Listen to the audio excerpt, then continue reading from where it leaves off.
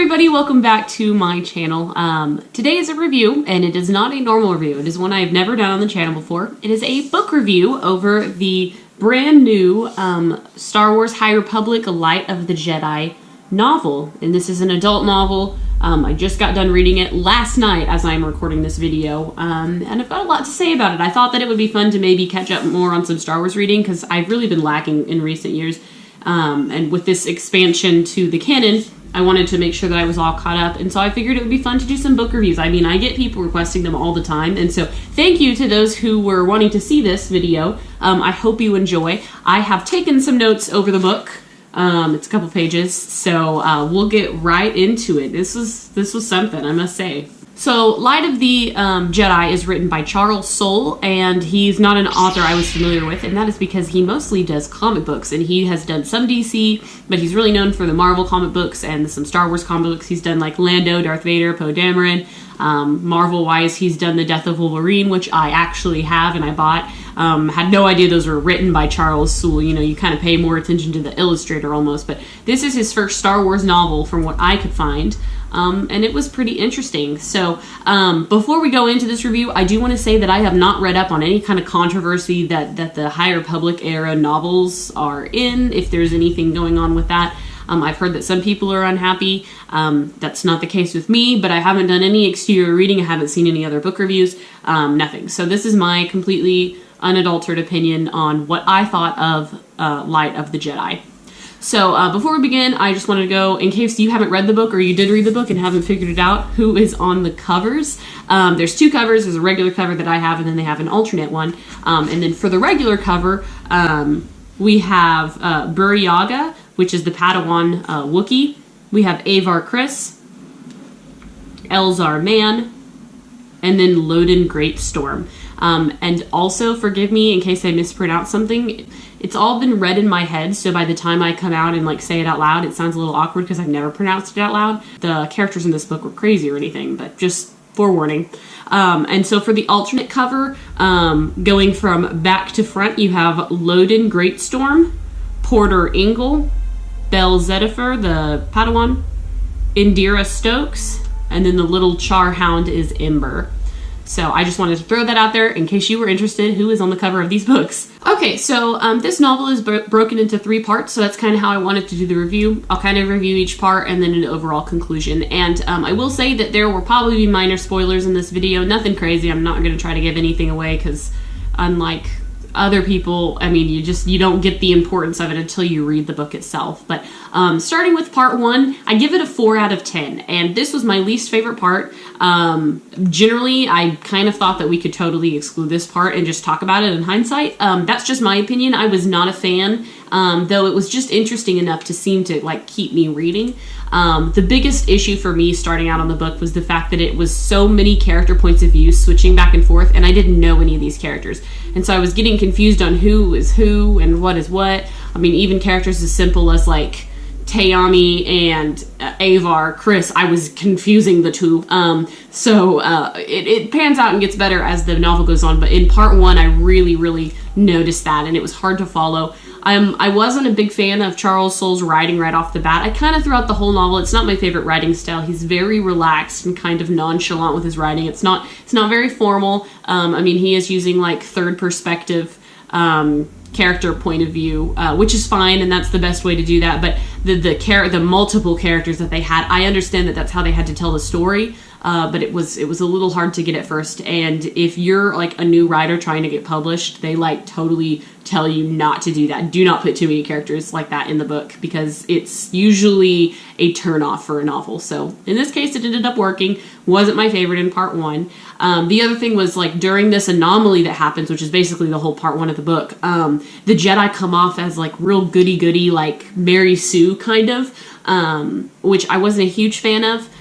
They just, I mean, I get that this is like the Gilded Age of Star Wars and the Jedi are at their height, so they're pretty, you know, peaceful and prosperous, and I get that, but the first part didn't have any like moral conflict really, and so I definitely was having a hard time like connecting with the characters, and that was really the main reason for the 4 out of 10 rating for part 1. I did like the way that they made the Force seem like an actual religion, like I think that in the movies and stuff, it doesn't really play into that as much, but definitely in the book, you got that the Force, I mean, they rely on the Force, they trust in the Force in a way that's like very religious, if you will. So I like that. I think they did a good job. I also really liked how they used the lightsabers. So obviously lightsabers are a weapon, but they also, Charles Soule made them into, or Soule, he made them into a tool, which was super cool in my opinion. I really like that. So they used them for a couple of different things. They use their lightsabers to control their ships, which are called vectors. Super neat, really kind of angular ships, and they're all mechanical. So there's not a lot of electronic in there, and so the Jedi controls it with the Force, and they use their lightsaber to activate the weapons in the ship, and I thought that was really cool. It's like super unique. They did also obviously have some other ships, like that was the other thing that was kind of hard. Like when you're going for a new ship type, you can describe it, but it's hard to visualize still. So like the long beams were a little bit hard to visualize. I had no conception of what the Legacy run looked like at all, though they do have some concept art, which is nice. So looking back, it's really good to see. The vectors were really cool though. I also did like the idea of a hyperspace anomaly, and I don't want to give too much away, but basically it becomes a big deal and it's really dangerous and lots of people die. And I think that one, it was so cool. It ended up fleshing out the whole hyperspace scenario. I mean, you see it just as a novelty in the movies, but just about like to get from one place to another really fast, hardly talked about.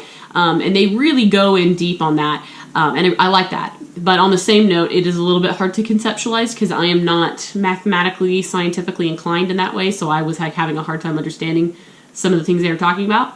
But that's basically my review for part 1, so I gave it a 4 out of 10. Moving right along, part 2 is a 9 out of 10 for me. This one was where I was really captivated and I just could not put this book down. The pacing really caught up. I mean, we weren't all focused on this anomaly, so it wasn't like repetitive back to back, which I found with part 1, and the stories spread out, they dispersed and they went in different places, and so the pacing caught up really well. I got used to the character points of view because they were introduced multiple times and you start to, get who's who. That came relatively easy for me, so I did enjoy that. I really liked the way Charles Soule wrote about the Nihil, or the Nihil. They seem like super believable bad guys. There's definitely a lot of evolution that takes place within their like sect. Really, really cool. And then the main characters of the Nihil were written really, really well. So I definitely enjoyed that from part 2. That was probably my favorite part in that section. I also really liked Loden Greatstorm and Bell Zedifer. I think that they had a really good relationship, and it really came across on the book, even though you didn't know the characters still super duper well. I mean, you see them go basically on like one mission-ish, sort of. And I think that you were able to like really, it wasn't hokey, it wasn't cheesy, but it was really unique, and so I really did enjoy that part. Parts I didn't like, any Chancellor Saw, any of her parts got a little bit boring to me. They were just kind of a little bit wordy. But I did like the Jedi Council scene that happens towards the end of part 2. It was really cool. So basically the established Jedi that we know of from like previous movies and stuff isn't too much. We have Yoda, we have Yarlpoof and Oppo Rancisis, and those are the only 3 masters that are alive during this time that we know of that we see in the movies. So I thought that was pretty cool. It's not too much, it's not so much pandering to like get the readers to like be invested. I mean, it definitely creates its own interesting characters, and out of those 3 characters that we do know, we hardly hear anything from them. Though there were a couple things that I did want to note that they said, and so this can be taken as a spoiler, so just like I'll put it on the screen how long you need to fast forward if you don't want to hear these quotes. So I'm just going to hold up my notes here to read it. But I thought it was super cool that they touched base on the Old Republic. Because keep in mind, the High Republic is not the Old Republic. It's just a blip in history. It's 200 years before where we currently are.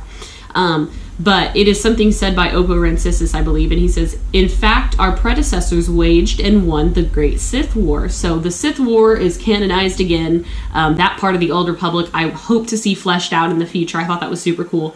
And then a Jedi named Jorah, in response to her white lightsaber, she mentions that she had retrieved its kyber crystal, then a bright blood red from ancient Sith light spear, and healed it, purging the rage and pain. So she's talking about how she initially had her lightsaber, it's white because she purged the crystal and made it pure again. That was really cool. It's just another touch back to, what Ahsoka did in Rebels. So I thought that was like super cool. I really liked that. This is also like super weird, but I like enjoyed this is weird. I have no way around like making this not sound weird, but the way that they used the drugs in Star Wars was really interesting to me. Like, we hear about spice and death sticks, and we've heard about them for a long time. In this case, they used smash a lot, which is probably like cocaine. That's kind of how it seemed. But I thought that it was kind of neat in the way that it really went with like how some of the Nihil were, and it was interesting to see. I don't know. It just gives the book more depth and people more life when they do stuff like that, in a way. Like, it, rather than, you know, goody two-shoe characters written on a page, you have people doing... I don't have a way to make it sound better, guys, but I thought that it was interesting that Charles Soule kind of explored the drug use a little bit and had described kind of what being on a high was like for Star Wars. I'm not into that. I don't approve of that, but it was really interesting on a Star Wars level to see kind of the narcotics that they use. Again, I can't make it sound good, but I thought it was interesting. That's just me. You'll have to read the book. Maybe you might understand that if you already have, but I thought it was neat. So that was basically my thoughts on part 2. Okay, so part 3 is the smallest of the parts, and I gave it an 8 out of 10. It was still really good. I did find myself kind of rushing through to get to the end, but overall, I thought it was really good. So the Nihil become like, they start to evolve and become more complex. So I think Charles Soule, in terms of the bad guys, really, really, really nailed it. Some of the characters are fantastic. The Nihil are some good enemies that aren't Sith. I always wondered how they'd make a book where it's just not, you know, there's no like huge evil. I mean, they are evil, but they have like complexities to them that I think he wrote in really, really well. There's a big space battle that takes place, and for me, it was really nice to visualize and super satisfying. Like, if you've read it, you'll understand what I mean, but like, I mean, it was really good, and it was very unique. I really liked it. I'm not usually a big fan of reading about space battles because they're kind of hard to visualize, but in this case, it went really, really well, so I was super pleased with that. In terms of the denouement, it seemed to come together really fast. On the last scene of the Nihil was super, super good, where you see the last Nihil.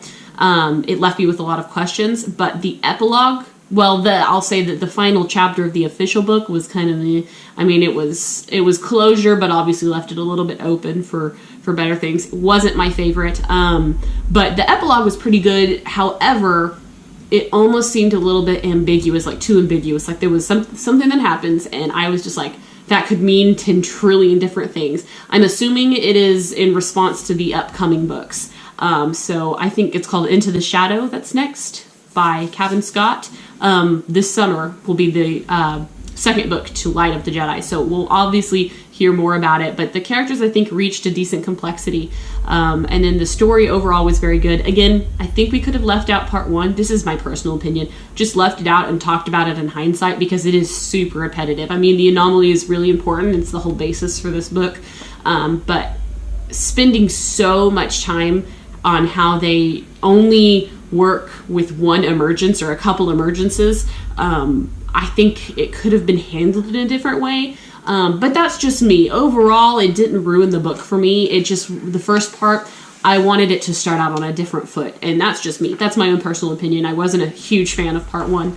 But overall, I think it was great. And so I wrote my overall conclusion. So I'll probably just read it because I think it will be better to do. But I said, overall, while initially overwhelming, Charles Soule manages multiple character points of view well and brings believability and character development to many of them. The action is well depicted, albeit the ships and the science of hyperspace were a little hard to visualize. On the same note, the fleshing out of hyperspace added much to Star Wars history and lore.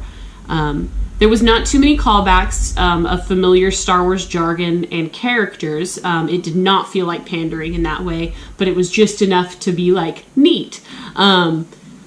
The Nihil seem like a complex and formidable enemy, and there was just enough left to leave me eager for more, while simultaneously coming to a satisfying conclusion. There is a sense that many stories are still waiting to be told by the Jedi of the High Republic. So overall, I give this book, in terms of overall rating, an 8 out of 10, which is really good. This is my first book review, so I have nothing else to gauge it on. I really, really, really liked it. I don't know, I have to let it sit and marinate in my soul to see if I like it more than Lost Stars. which was currently my favorite Star Wars book. So we'll just, after I give it some time to sit, we'll see if my mind wants to jump back to it when I'm bored. That's kind of how I gauge it.